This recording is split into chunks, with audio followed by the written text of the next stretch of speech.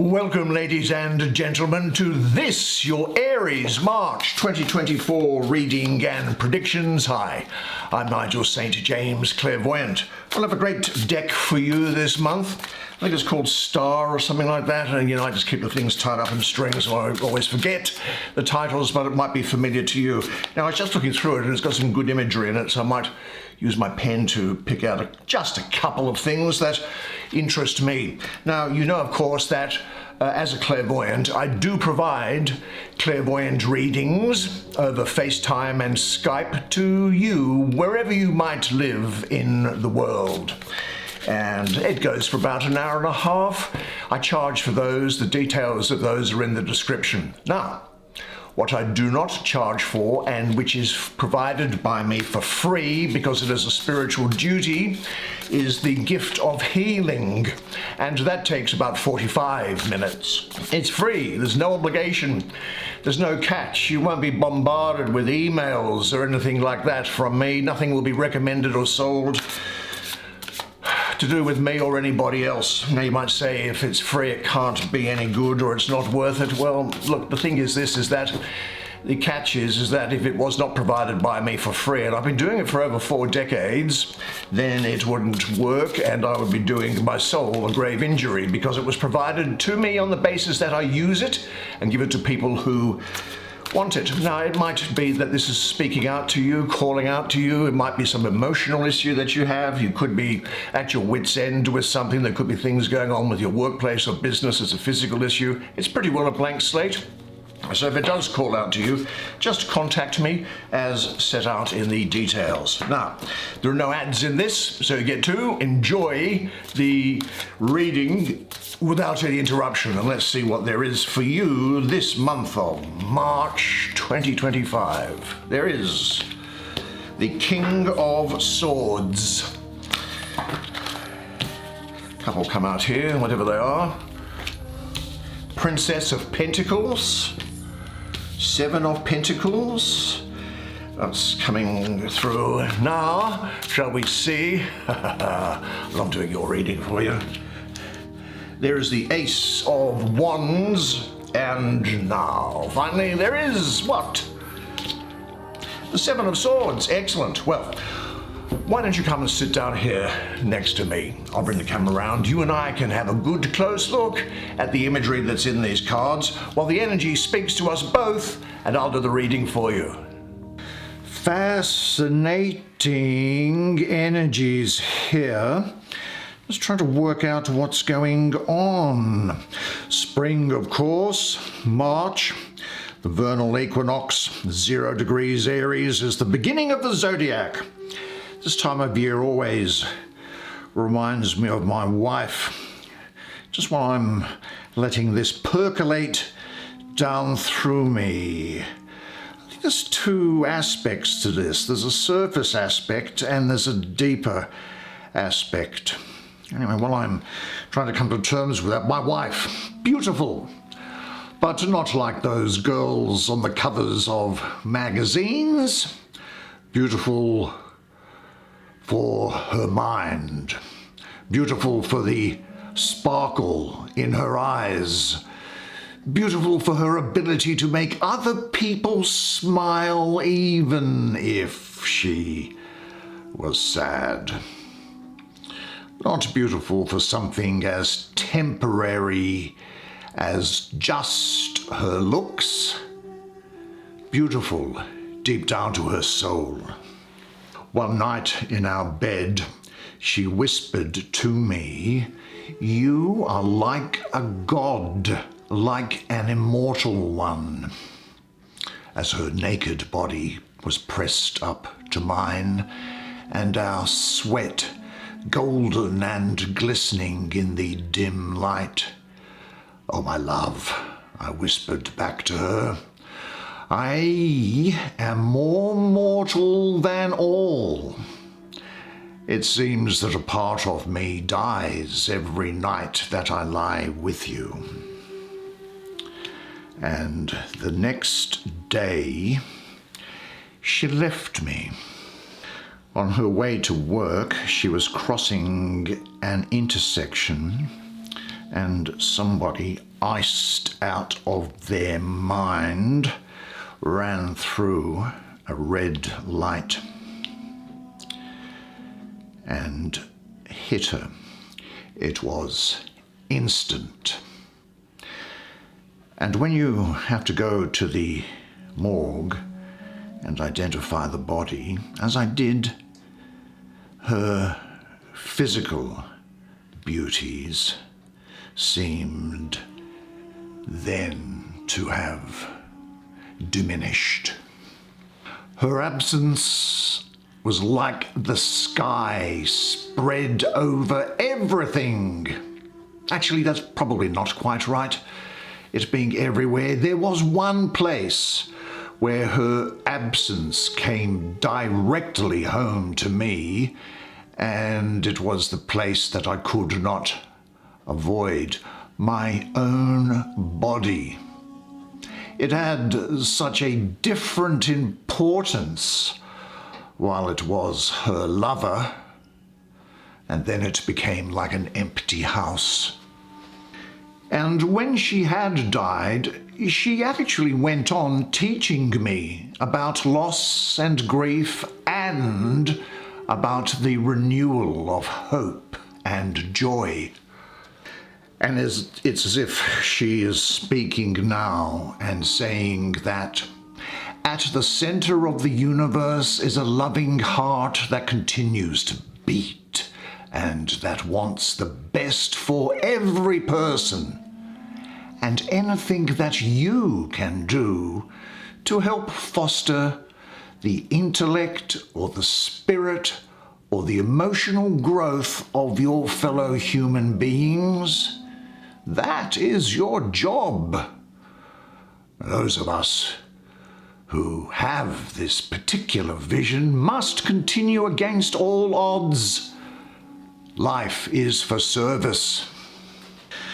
Now, this duality here, there's a surface meaning to these in particular, and there is a deeper meaning to them. Let's have a look first here. Now, you can take, of course, from these paintings whatever you want. There's Seven of Pentacles. What strikes me about this, and what I'm interested in, is this particular big wreath of achievement, of glory that has been obtained by the woman. These butterflies flying up to join these horses that fly through the moon, which shows a change in consciousness. And in particular, I hope you can see her eyes here. Let's see if we can get right down. Look at her eyes amongst all of this glory, all of this achievement, all of this abundance. It's as her eyes are looking away, as much as if to say, is this all there is? And I guess the reason why this might well be the case is because it is Saturn in Taurus. Saturn is the slow-moving and restricting planet. There is a much deeper meaning to Saturn, and I know we will touch upon it in just a moment, because I'm going to. And it is about bringing you back to your soul path and allowing your soul to expand. And that bringing back, that shattering of externality, so that you don't fail to see that these things are not wholly important, but if you like, are sidelines to what your only real purpose is, which is to grow. But it might well feel that because you've got Saturn in Taurus, and again, to bring it up, you might find that there's a delay in payments. There's a slow but steady growth, I think, having to wait for money. Perhaps you're working through something of a dry spell. There's a feeling of restriction, of resignation. Hesitation, perhaps? Maybe you feeling that there are some apparently insurmountable obstacles in front of you, or you being afraid of falling. Now, negative expectations, of course, are powerful thought forms, which, when nourished consciously or unconsciously, and the unconscious has a particular relevance to you this month. And if you nurture negative expectations for long enough, Well, they will create the situation you are afraid of. What you focus on, you get more of. The same, of course, applies to positive thoughts and expectations as well. So there is some sort of fear or uncertainty around you at the moment, and you need to overcome the fear, let it go, and create a more positive outlook. Have the courage to believe that all that happens in your life serves for the best, and say to yourself, I am willing to release all that is not serving me in my life. Now, very much associated with this energy here is this, as well as this. That's why this is where this deeper undercurrent, this tremendous explanation sometimes of why things don't go 100% in your favor all the time. Let's have a look at this painting, shall we? Well, for me, what I'm getting from it is, and it will become apparent, is that here we have the stag here in white. The stag is looking at you, and the stag is almost calling you onto a spiritual path. This is about purity. These two swords upright are the will and the heart, and this sword here going into this lake, or pond, which I think represents your subconscious, is about a desire to take action here. There are lilies that are floating around, which if they looked down and there was a reflection, you would say that there is life within you, and the fish in here are worthy of that. But these boulders represent difficulties, struggles, things that are annoying, things that sometimes feel that they're holding you back, as well as these swords which are submerged in your subconscious, negative ways of thinking about things, perhaps. Now, superficially, I see this as the moon in the third decan of, well, it would be Aquarius is what I'm getting here in this position, and with that there, and the emotions of the moon can cloud the intellectual qualities of Aquarius. So Aquarius, which is quite detached, can be weakened. There's a feeling of discouragement, of despondency, perhaps fears, negative expectations around you. Everything perhaps seems to be clouded by a film or a veil. I just don't know what I really want. Or it's just too good to be true. Perhaps one of these swords here is saying, I haven't the energy, there's no time, or I'm already too old. This other sword here may say, that's too much good at once, I could never cope with so much success.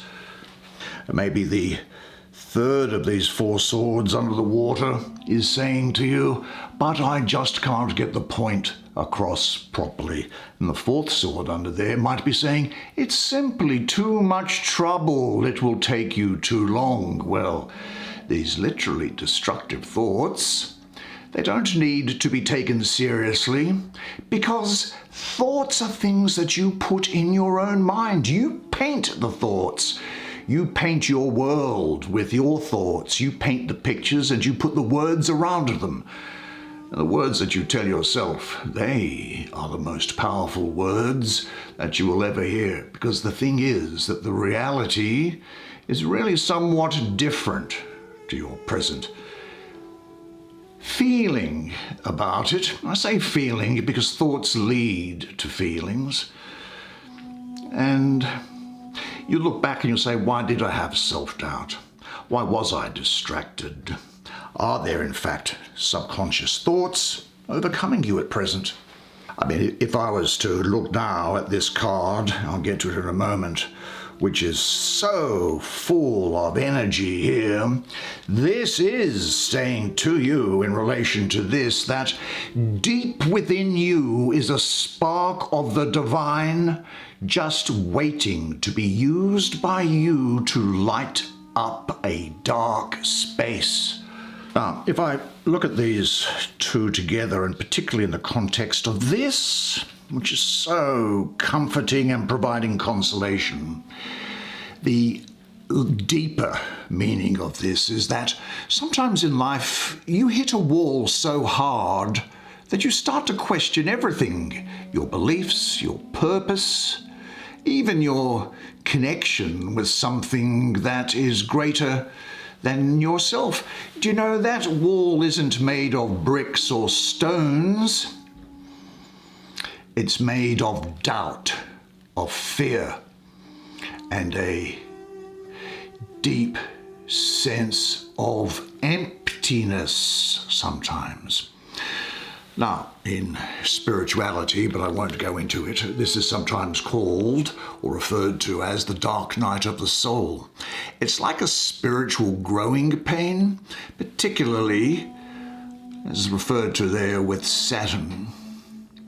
This growing is one where you can't see the other side. It's like a tunnel without a visible end. It's like a storm with thunder so loud it just drowns out all of the clarity in you. Well, this is the universe's way of stripping you down to your core so that you can arise anew as you do, just like a phoenix from the ashes in the mythology. Now, the process can be aggravating, but there's pain with a purpose. In a sense, it's a divine pruning, cutting away what you don't need so that it can make way for new growth. Now, there's a few signs, I suppose, which might mean something to you here. That is that there's an overwhelming sense sometimes within you of being lost or powerless or hopeless, or feeling that you're at a crossroads and that everything's just dark, or you feel powerless, or that events exhaust you, or that you're trying to swim against the tide, and the more that you struggle, the more aware you become that you are in the deep. You might also think that you have been walking through life half asleep. How could I lived so long and so unconsciously? And the more that you don't know, the more that you find. But setbacks are nothing. Struggle brings resilience. Confusion and doubt are signs that you are on the verge of a breakthrough, not a breakdown. You are shedding the old for the new, so be patient. Just be patient, and you will obtain wisdom and strength, which is going to last forever. Now, your tastes may change, such as music, definitions of that. Your definition of success might change. As she is looking up here, saying that, is this what I have worked for? Is this who I am? Do you say to yourself that my worth is what I accomplish? Yet you are already so worthy simply because you exist. You don't have to earn your worth. You are enough, and your worth, as we're going to look at in just a second in here, with this pregnancy, and I think this refers to you as well, your worth is woven into your very being, and it doesn't need any outside validation. Reawaken the inner child within you. That these talents that you have, these things that you've been putting off, let them see the light of day. These are the things that you are meant to do. Yeah, you can be confronted with obstacles and probably some deep soul questions, but deep within you, lies freedom. You aren't being punished by this sort of thing. You're being purified. Trust the process. This Faith isn't stupid. This process is rooted in the depths of your being. Particularly here, look, this is purity, here's the subconscious, this is the most important thing in here. This is the divine shining within you, and this dress of hers, I think, is the cosmos itself. Now, in here, within the womb, before you are born and before you cloak yourself with the character that you take on in your life, then you are someone who has particular talents. And I think that this energy is saying to you that, look, just consider that situation where you might have some old person who's lying in bed about to die. And of course, the best thing for them is to have their family members standing around them, praying with them as they're about to cross over. But imagine, if you will, if you were on your deathbed and standing around you were the ghosts of the dreams, the ideas, the abilities, the talents given to you by life, and that you, for whatever reason, you did not go after that dream. You never leant in for that kiss. You never said those words. You never used those gifts. And imagine that there they are, those ghosts standing around you, looking at you with large angry eyes and saying, "We came to you here on purpose, and only you could have given us life. And now we must die with your body forever in an unholy miscarriage." And then imagine, if you will, what love, what words, what gifts will die with you. Do you know that the greatest wealth is not in the oil fields of the Middle East or the gold mines of Australia? The greatest wealth lies in the cemeteries. The greatness we have never seen, the joy never passed on, the words of sweet love never spoken, and the talents, large or small, never actualized. And I can't help but look at these trees here with her. You see, each of our lives is like a movie. You are, of course, a spirit. You come into a body. You could come into the body of a dog, but you happen to have come into your body. And you can watch your life like somebody watching a film, say, what should I do now? What should I do now? And I'm looking at these trees here. And I think of the trees and how simply they let go, and they let fall the riches of a season. How, without any grief, it seems, they can let go and go deep into their roots for renewal and sleep. Or be like the trees. Learn to lose in order to recover. And remember that nothing stays the same for long, not even pain, not even psychic pain. Sit it out. Let it all pass. Now, outside of that, you will at this time still be beautiful and strong, pregnant with life, generous, kind, and benevolent. This is very much a fertile energy around you here. Great opportunity for pregnancy, birth, renewal, and for harmony, I see. Now, something new is entering into your life, so prepare yourself. Now, what you have to do in order to be ready for something new to come into your life. This is a very productive time now that you move into after what could have been something barren. And I think that you are going to achieve a lot. In fact, this is speaking of it here now. And say this to yourself: I am now ready for the new beauty in my life. And then we turn to these then magnificent day-to-day cards, which is just showing here. Bang, the spark of the divine in you. This ace is represented by a huge flaming torch, the symbol of the element of fire, which rules the suit of wands. This is the second highest energy card, the sun card being the highest. And this is saying that you have got an enormous amount of energy coming in you after you've got rid of any blocks.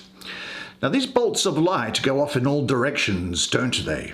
And they represent the power bursting out of these flames.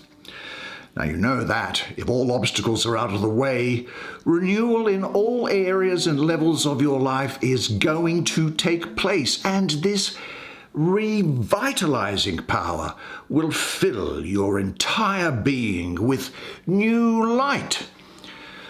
And it is important for this free-flowing energy to have a creative outlet. You can really only use this energy if you have a goal towards which you can direct it. And the next step after releasing the blocks is to find the right framework to set this energy to work. You will be full of power and energy. Engage fully in discovering where and how you can and want to use it. And ask yourself this: what attracts you to doing it the most? What are you good at? Do what you're good at. Don't go anywhere near things that you are no good at. And what gives you the most pleasure? And in what framework can you realize your dreams? There's a very big opportunity about to open up here for you. There's a possible breakthrough moment of insight, and you now are going to be inspired and motivated to move on with your life and push it forward. And the proof of that, of course, is this here. And this is the King of Swords, fire and air. Huge amount here. Now, esoterically, this is about purity and relying on the divinity and not forgetting that. You will be active, clever, skillful, fierce, courageous, very goal-oriented, extremely ambitious. And you'll have great powers of persuasion here. Your strong mental determination is going to be coupled up with a deep emotional understanding. And I think that only goals which are emotionally charged for you are going to ignite passion within you. But your body, mind, and spirit, they're all in harmony, and they're all running along with you. You do now get a clear insight into a problem. Maybe it's the spiritual recognition. Who knows? Quite a restless period, I think, where things are transitioning and you're trying to get somewhere else in your everyday life or travel, or even in your spiritual life. Listen to your head rather than your heart now, and listen to your soul. You're in a good position to forge plans, to set goals, and to make them happen. But do you know what your goal is and what happens once you have achieved it? Imagine how you'll best be able to enjoy your success. And say this to yourself: I know my goal, and I know what I'm working towards, and each goal is just a milestone on the way to my ultimate destination. What a particularly fascinating spread of cards for you. Made so much better for you being Extremely here. interesting artwork, wouldn't you say? Beautiful, I think. Now, unless I see you in the meantime, either for a clairvoyant reading or for healing, then I'll see you here again next month. Until then, though, remember one thing, and it is this: that you are a legend. And I look forward to seeing you again next month. And until then, it's bye for now.